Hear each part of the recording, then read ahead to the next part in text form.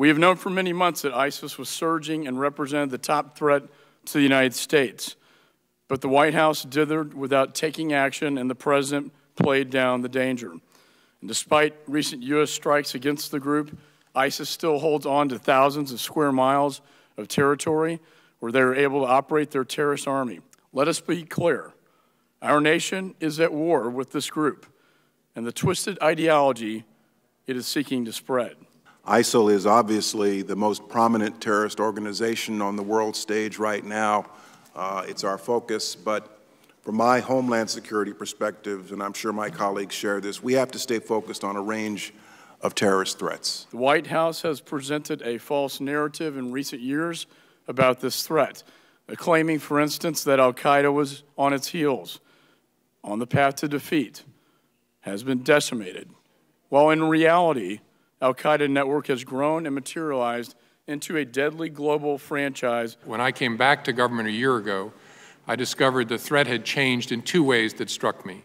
First, thanks largely to our men and women in uniform, we had taken the fight to the core al-Qaeda tumor in the Afghanistan-Pakistan region. But at the same time, we had experienced a metastasis of that cancer.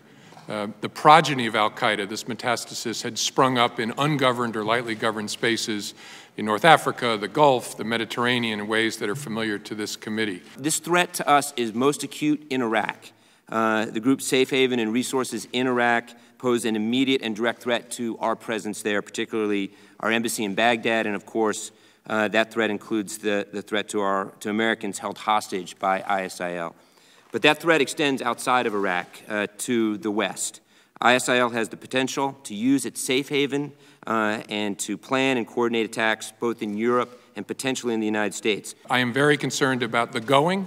I'm even more concerned about the coming. There will be a terrorist diaspora out of those areas, especially Syria, that we all wake up every day thinking and worrying about. It's no longer necessary to actually meet somebody in al-Qaeda to get training and inspiration to conduct a terrorist attack here in the United States.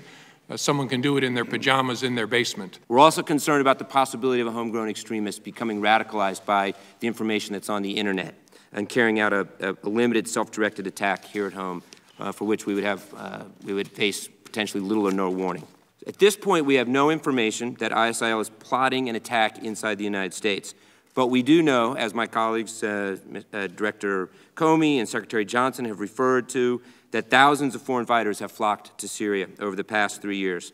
With the literature and the social media, and I've been through it myself, that heightens the risk of domestic-based extremism. What we've seen from ISIL is a very sophisticated propaganda effort.